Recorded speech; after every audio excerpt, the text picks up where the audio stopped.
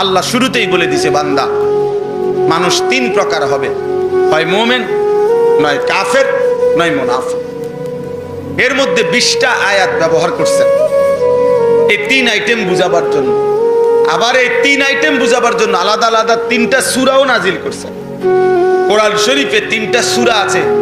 একটার নাম সূরা মুমিনুন, একটার নাম সূরা কাফিরুন।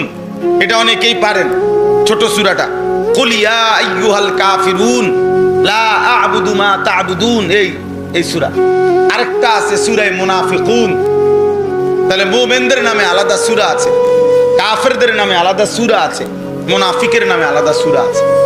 আবার কোরআন শরীফে আর প্রত্যেক সূরার মধ্যেই আল্লাহ তাআলা বিভিন্ন সূরায় মুমিন, কাফের, মুনাফিকের বহু বৈশিষ্ট্য, বহু পরিচয়, বহু শাস্তি, বহু নেয়ামত, পুরস্কার এগুলো উল্লেখ করছে। তাহলে কোরআনুল কারীমের মধ্যে পৃষ্ঠায় পৃষ্ঠায়, পাতায় পাতায় এই 3 শ্রেণীর আলোচনা। কোথাও শুনবেন মুমিনের আলোচনা, কোথাও কাফেরের আলোচনা, কোথাও মুনাফিকের আলোচনা। এই 3 শ্রেণীর আলোচনা। অতএব মানুষের এই 3 আইটেমের মধ্যে এই 20টা আয়াত শুরুতে আল্লাহ বলে নিছেন। এর মধ্যে 20 আয়াতের মধ্যে 5টা আয়াত প্রথম মুমিনের আলোচনা, 2 আয়াত মানে 6 এবং 7, এই 2 আয়াত হইল কাফেরের আলোচনা। আর 8 থেকে নিয়ে 20, 13 আয়াত মুনাফিকের আলোচনা।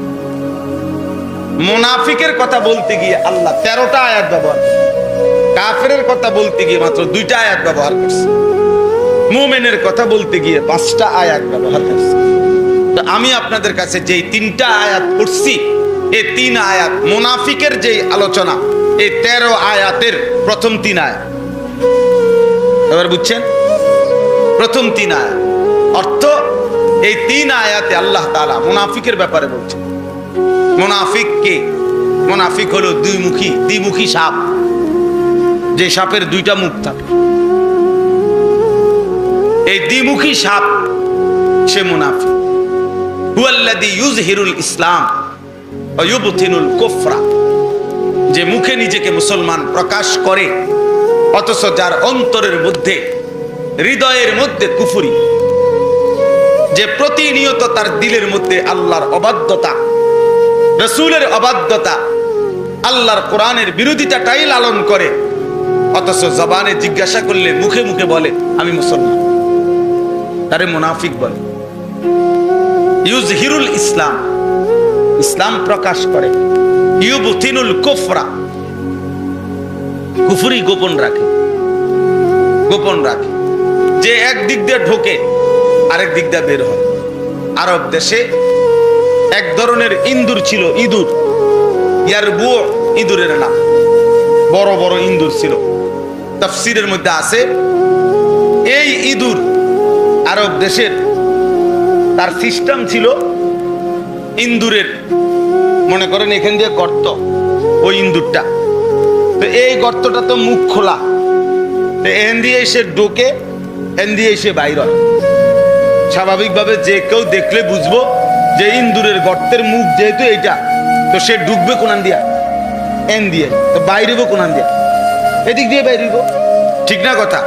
কিন্তু এই ইঁদুর কি করত, এখান থেকে নিয়ে ওই মনে করেন 1 কিলো দূরে বা আধা কিলো দূরে, অনেক দূরে আরেক জায়গা দিয়া এই নিচের থেকে মাটি খুঁড়া খুঁড়া খুঁড়া খুঁড়া খুঁড়া খুঁড়া খুঁড়া খুঁড়া খুঁড়া ওই পর্যন্ত মাটি খুঁড়া এখানে একটা রাস্তা বানায় রাখত জাওনের, ওই মাথাত নিয়া সে মাটির একদম উপর পর্যন্ত সে খুঁড়া মাটি ক্লিয়ার করে রাখছে, পরিষ্কার করে রাখছে। শুধু উপরের যে লেভেলটা মাটির, এইটা ফেলাইতো না। এমন বাটফার, বুঝছেন না কথা? মানে এই উপরের এই কদ্দুর মনে করেন পাতলা মাটিটা, এই দূর রয়েছে আর এটা উপরে দিয়ে কেউ তাকাইলেও বুঝবে এনে কোনো মুখা নাই, এনে কোনো গর্ত নাই। কিন্তু উনি রেডি করে রাখছে পুরাটা। এখান দিয়ে যখনই তারে কেউ দৌড়ানি দেয়, তো এখানে ঢুকে, তো ঢুকলে তো ওই ব্যক্তি মনে করে তো এন দিয়ে বাইরই বাবার, কিন্তু সে এক দৌড়ে গিয়া ওইখান দিয়া খোঁচা মুমিন নাকি কাফের নাকি মুনাফিক, আল্লাহ তাআলা সূরা বাকারা, কারণ সূরা ফাতিহা হলো ভূমিকা, পুরা কোরআনের সারাংশ হলো সূরা ফাতিহা। এরপরে মূল বক্তব্য বিস্তারিত। আপনার সূরা ফাতিহা হলো যে খবরের শিরোনাম, আগে শিরোনাম বলে দিছে, এরপরে বলছে এবার বিস্তারিত। তো এবার বিস্তারিত শুরু হয়েছে সূরা বাকারা থেকে।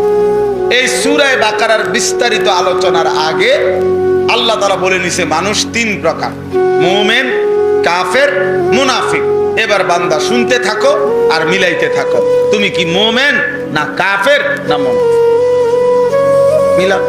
মিলাইয়া আমনে হিসাব করবেন, আমনেই বুঝবেন যে আপনি জান্নাতি না জাহান্নামী, আপনি কি লাইনে আছেন না বেলাইনে আছেন, এটা বুঝবেনই।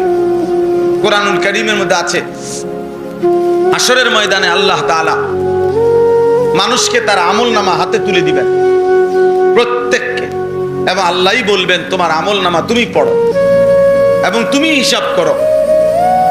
কাফা বিনাফসিকা আল-ইয়াওমা আলাইকা হাসিবা, আজকের হিসাবের জন্য তুমি যথেষ্ট, তুমি ফয়সালা করে মিলাইতে পারবা যে তুমি জান্নাতি না জাহান্নামী।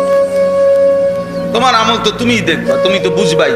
সাহিবুল বাইতে আদরা বিমা ফিহি, আরবিতে বলে ঘরওয়ালাই জানে ঘরে কি আছে, আর কেউ না জানুক, আমি তো জানি। আমার বাসার মধ্যে কি কি ফার্নিচার আছে আমি তো কমপক্ষে জানি, আমি জানবো না কেন? তাহলে আমার আমলনামা আমারে দিলেই তো আমি বুঝবো যে এই গুনাহগুলো আমি করছি কিনা, এই নেকগুলো আমি করেছি কিনা, আমি তো জানি এগুলো।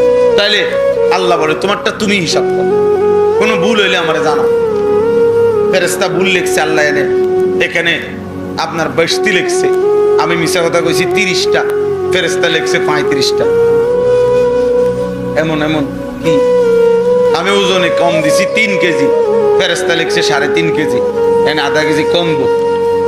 এমন ভুল ধরার যোগ্যতা সুযোগ মিলবে না, কারণ ফেরেশতা তো আল্লাহর এমন সৃষ্টি তার নিজস্ব কোনো ইখতিয়ার স্বাধীনতা নাই, বুঝছেন?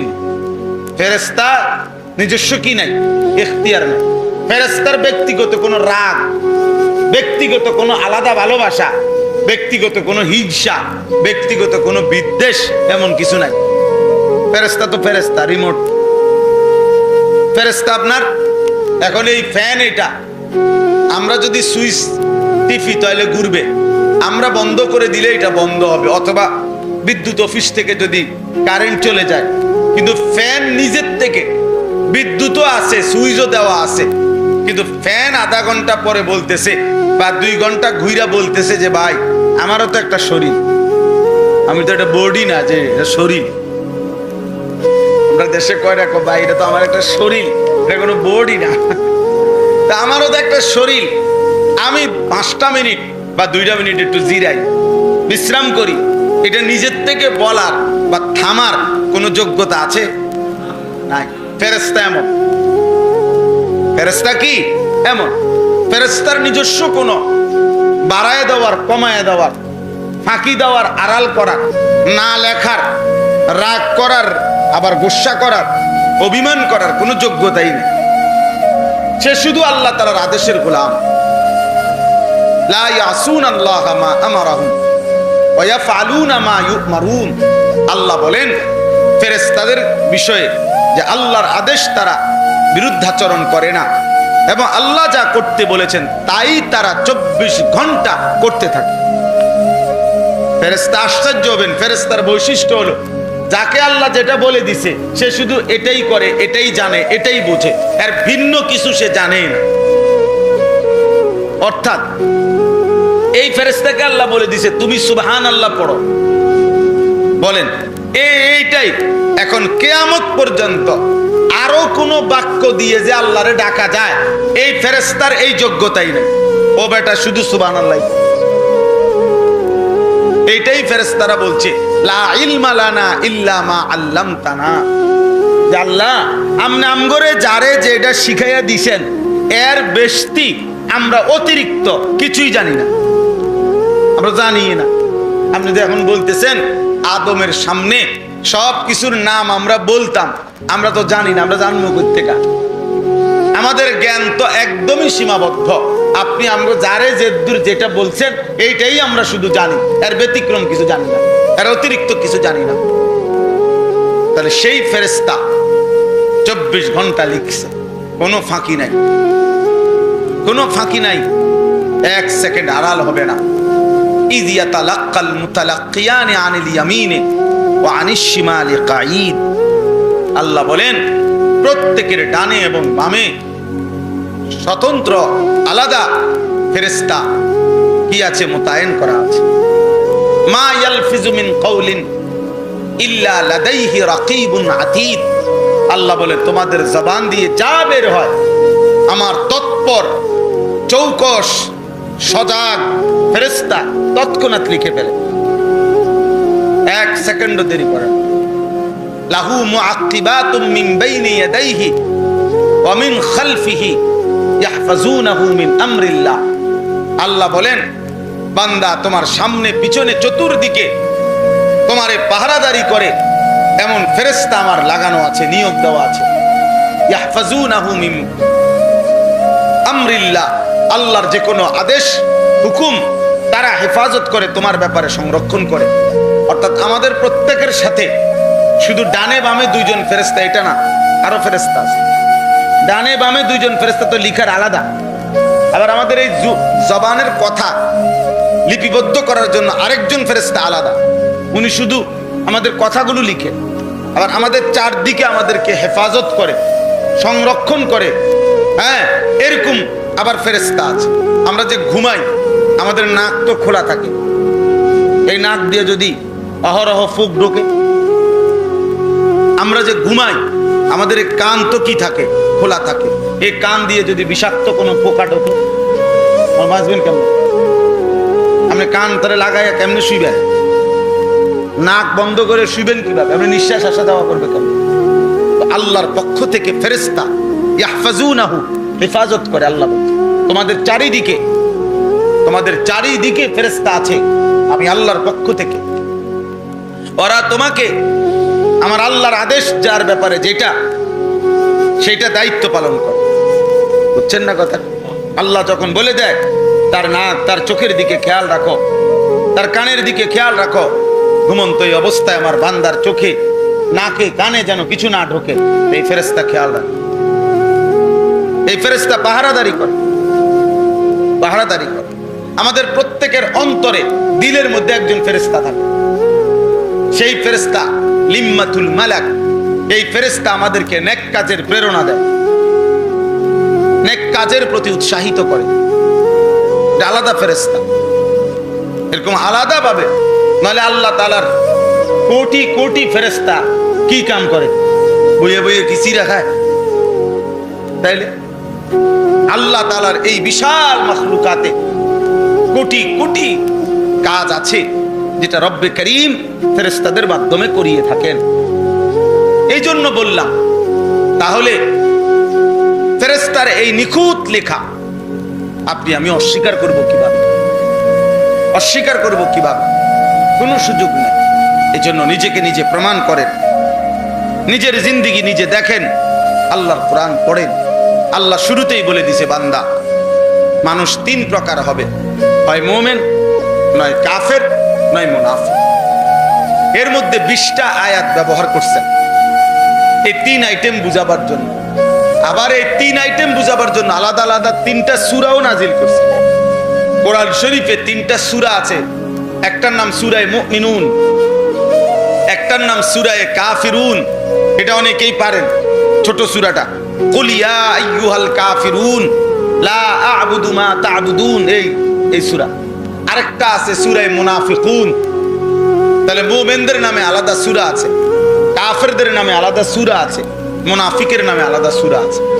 আবার কোরআন শরীফে আর প্রত্যেক সূরার মধ্যেই আল্লাহ তাআলা বিভিন্ন সূরায় মুমিন, কাফের, মুনাফিকের বহু বৈশিষ্ট্য, বহু পরিচয়, বহু শাস্তি, বহু নেয়ামত, পুরস্কার এগুলো উল্লেখ করছে। তাহলে কোরআনুল কারীমের মধ্যে পৃষ্ঠায় পৃষ্ঠায়, পাতায় পাতায় এই 3 শ্রেণীর আলোচনা। কোথাও শুনবেন মুমিনের আলোচনা, কোথাও কাফেরের আলোচনা, কোথাও মুনাফিকের আলোচনা। এই 3 শ্রেণীর আলোচনা। অতএব মানুষের এই 3 আইটেমের মধ্যে এই 20টা আয়াত শুরুতে আল্লাহ বলে নিছেন।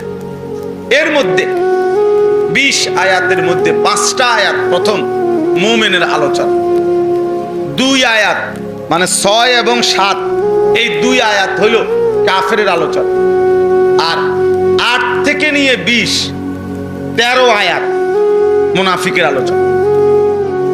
মুনাফিকের কথা বলতে গিয়ে আল্লাহ 13টা আয়াত ব্যবহার, কাফেরের কথা বলতে গিয়ে মাত্র 2টা আয়াত ব্যবহার করছে, মুমিনের কথা বলতে গিয়ে 5টা আয়াত ব্যবহার করছে। তো আমি আপনাদের কাছে যেই 3টা আয়াত পড়ছি, এই 3 আয়াত মুনাফিকের যেই আলোচনা, এই 13 আয়াতের প্রথম 3 আয়াত। এবার বুঝছেন? প্রথম 3 আয়াত অর্থ এই 3 আয়াতে আল্লাহ তাআলা মুনাফিকের ব্যাপারে বলছেন। মুনাফিক কে? মুনাফিক হলো দ্বিমুখী সাপ, যে সাপের 2টা মুখ থাকে। এই দ্বিমুখী সাপ সে মুনাফিক। হুয়াল্লাযী ইউযহিরুল ইসলাম ওয়া ইউবতিনুল কুফরা, যে মুখে নিজেকে মুসলমান প্রকাশ করে অথচ যার অন্তরের মধ্যে, হৃদয়ের মধ্যে কুফরি, যে প্রতিনিয়ত তার দিলের মধ্যে আল্লাহর অবাধ্যতা, রাসূলের অবাধ্যতা, আল্লাহর কোরআনের বিরোধিতাটাই লালন করে, অথচ জবানে জিজ্ঞাসা করলে মুখে মুখে বলে আমি মুসলমান, তারে মুনাফিক বলে। ইউযহিরুল ইসলাম, ইসলাম প্রকাশ করে, ইউবতিনুল কুফরা, কুফরি গোপন রাখে, গোপন রাখে। যে এক দিক দিয়ে ঢোকে আরেক দিক দিয়ে বের হয়। আরব দেশে এক ধরনের ইঁদুর ছিল, ইঁদুর, ইয়ারবু ইঁদুরের নাম, বড় বড় ইঁদুর ছিল। তাফসীরের মধ্যে আছে এই ইঁদুর আরব দেশের, তার সিস্টেম ছিল ইঁদুরের, মনে করেন এখান দিয়ে গর্ত, ওই ইঁদুরটা, তো এই গর্তটা তো মুখ খোলা, তো এখান দিয়ে এসে ঢোকে, এখান দিয়ে এসে বাইর হয়। স্বাভাবিকভাবে যে কেউ দেখলে বুঝবো যে ইঁদুরের গর্তের মুখ যেহেতু এটা, তো সে ঢুকবে কোনান দিয়া, এন দিয়ে, তো বাইরেব কোনান দিয়া, এদিক দিয়ে বাইরেব, ঠিক না কথা? কিন্তু এই ইঁদুর কি করত, এখান থেকে নিয়া ওই মনে করেন 1 কিলো দূরে বা আধা কিলো দূরে, অনেক দূরে আরেক জায়গা দিয়া এই নিচের থেকে মাটি খুঁড়া খুঁড়া খুঁড়া খুঁড়া খুঁড়া খুঁড়া খুঁড়া খুঁড়া খুঁড়া ওই পর্যন্ত মাটি খুঁড়া এখানে একটা রাস্তা বানায় রাখত জাওনের, ওই মাথাত নিয়া সে মাটির একদম উপর পর্যন্ত সে খুঁড়া মাটি ক্লিয়ার করে রাখছে, পরিষ্কার করে রাখছে, শুধু উপরের যে লেভেলটা মাটির এইটা ফেলাইতো না। এমন বাটফাট, বুঝছেন না কথা? মানে এই উপরের এই কদ্দুর মনে করেন পাতলা মাটিটা এই দূর রয়েছে আর কি, এটা উপরে দিয়ে কেউ তাকাইলেও বুঝবে এনে কোনো মুখা নাই, এনে কোনো গর্ত নাই, কিন্তু উনি রেডি করে রাখছে পুরাটা। এখান দিয়ে যখনই তারে কেউ দৌড়ানি দেয় তো এখানে ঢুকে, তো ঢুকলে তো ওই ব্যক্তি মনে করে তেতো এন দিয়ে বাইরে বাবার, কিন্তু সে এক দৌড়ে গিয়া ওইখান দিয়া খোঁচা দিয়েই বাইরে যায়। তো তখন আরবের মানুষ এরকম যখন কোনো ইঁদুরকে এদিক দিয়ে ঢুকা যখন দেখতো যে ওই দিক দিয়ে বের হয়ে গেছে, তখন এই আরবের মানুষ কথায় বলতো না ফাকাল ইয়ারবু, হায় হায় ইঁদুর মুনাফিকি করলি।